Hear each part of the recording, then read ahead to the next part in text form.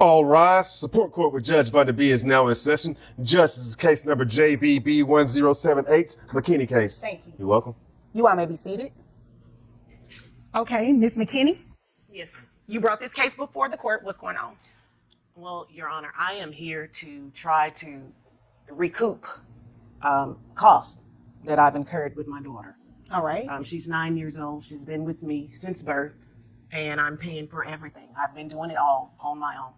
All right. Without a problem, but I've been doing it all on my own. All right. And when you say all on your own, Dad isn't helping out financially at all? At all. Okay. And you said your daughter's 9. Yes. Is she involved in any type of extracurricular activities? That word always messes me up. Yes, ma'am. Basketball, track and field, and tennis. All right. Does Dad pay for any of those? No, ma'am. How much are the fees associated annually with each one of those? Annually, probably roughly $4,700. All right. Is Dad aware that she's in these activities? Yes. All right. All right, everyone, buckle up because things are about to get intense. Miss McKinney takes the stand, revealing that she's been raising her 9-year-old daughter entirely on her own without any financial support from the alleged father. Today, she's here to establish paternity and secure the support her daughter rightfully deserves. The judge wastes no time, diving straight into the details, asking about the child's extracurricular activities, basketball, track and field, and tennis, activities that cost nearly $4,700 a year. But here's the shocking part. The alleged father hasn't contributed a single cent. The atmosphere is already charged, and we're only just getting started. The extracurricular activities, does he attend those? No, Your Honor. So he doesn't pay for those? No. So what is the backstory? I mean, she's 9, so were you all in a relationship previously? Like what happened? We were in a situationship for a weekend. What in the world is that? Well, it was a little bit more than a one-night stand. It lasted approximately 72 hours. I was on business in Washington, D.C., and he was there for a teacher's conference. I met him at a nightclub. I And need to be careful what I ask. well, listen, the night grew long, and things happened within the next 72 hours. So, that's the extent of it. Okay. And you got pregnant? Yes. Okay. Was he involved in the pregnancy? Well, he was definitely there. Well, no, throughout your pregnancy. No, throughout, no, ma'am. Okay. So you've just literally had the baby, no help from him, nothing like that. Did he show up at the hospital? No, he was late. Okay. So did you all have a DNA test done? No. Does he know he's the father? He doesn't think that he is, and he's the only Caucasian that I've ever been with, so. Okay. So that's where the issue lies. Now, here's where things take a dramatic turn. Miss McKenna opens up, revealing that her relationship with the alleged father was a brief 72-hour fling. Yes, you heard correctly. During a business trip to Washington, D.C., she met him at a nightclub, and things escalated quickly. Fast forward 9 years, and she's been raising their daughter on her own. To make matters worse, the alleged father didn't even show up at the hospital when the baby was born. He was a week late. The judge is clearly trying to make sense of this tangled mess, but one thing is crystal clear. This case is far from simple. He doesn't Basically. believe he's the father, which is why he hasn't given you any money. But he sent text messages, and he sent happy birthdays, things Okay. of that nature. How is she doing? So I believe if he didn't care at all, he wouldn't send those text messages. Now, he's done that for the past 9 years. I've just never seen any greenbacks to follow those texts. Okay. So when he arrived at the hospital, did he sign the acknowledgement of paternity? No, Your Honor, when I meant he was late, the baby was already a week old at the time. I was already at home. We left the hospital. That's what I mean by late. Oh, so he didn't show up at the hospital at all? No, Your Honor. So he didn't sign the birth certificate or any acknowledgement of paternity or anything like that? No. Okay. So you're here today to do what exactly? Well, I was hoping you would be able to help me, first and foremost, establish paternity Okay. at this point. All right. And We possibly- would definitely have to do that before any child support takes place. Of course. Okay. Of course. All right. Is there anything else you want me to know before I move over to him? No, that's pretty much it. I've just been doing everything on my own. In my heart of hearts, I know that he is the father. I have no doubt. I'm just needing assistance. Okay. All right. All right. Sir, Yes, Your Honor. Is what she's saying. Now, let me be clear in my questions because I just realized that I probably shouldn't have asked that question like that. Now, bypass all the 72-hour stuff that she talked about, right? Now, she's pregnant.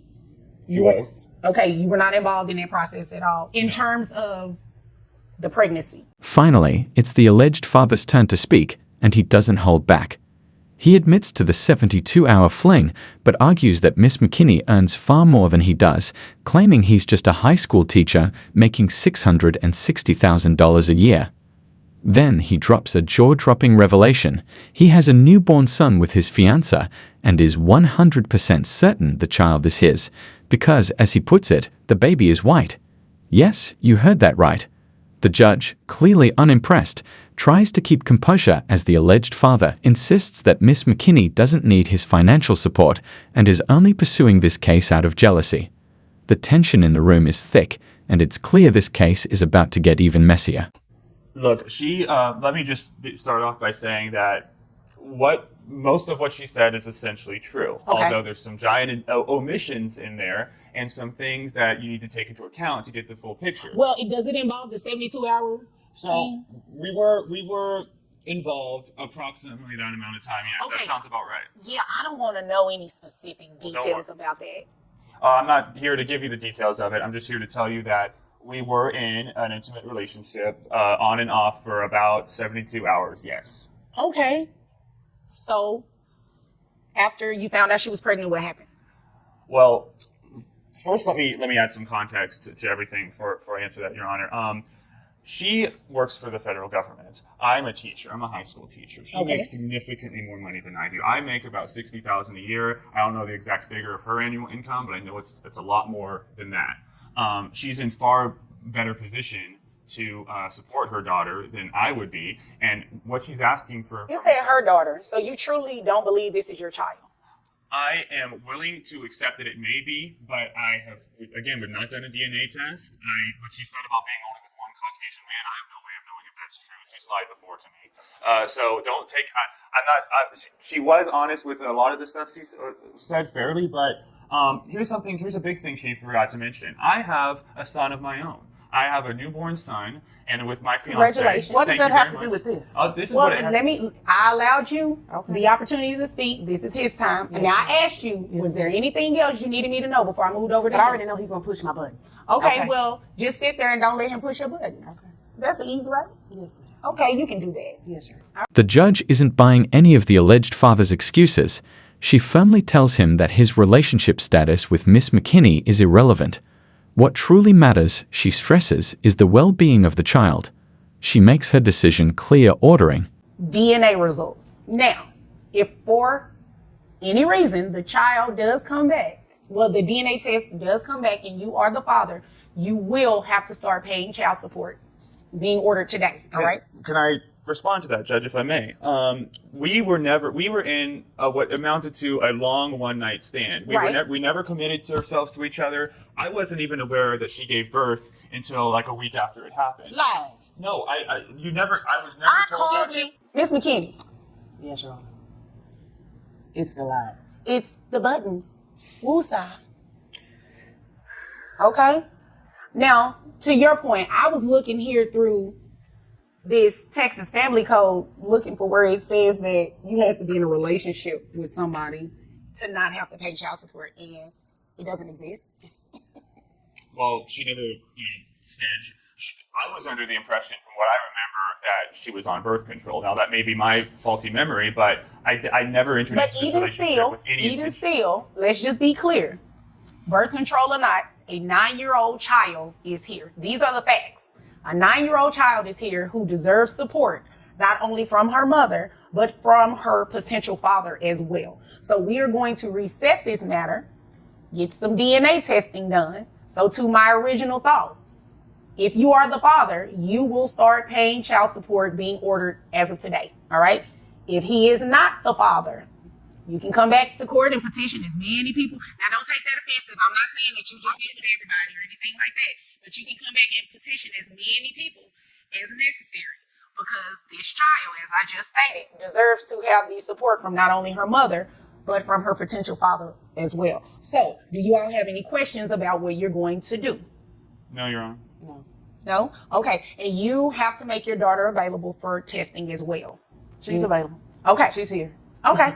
So we can go ahead and get that taken care of today. Oh, yes, we could. Okay. So we'll reset y'all. Thank you. Thank you. The judge concludes by emphasizing that, no matter the personal drama between the parents, the child's well-being must come first. She orders DNA testing and reminds both parties that the focus should be on meeting the child's needs. Miss McKinney agrees to make her daughter available for the testing, and the case is put on hold pending the results. The video ends with the judge dismissing the court, but the tension is palpable. This case is far from over, and you can bet there's more drama on the horizon once those DNA results come in.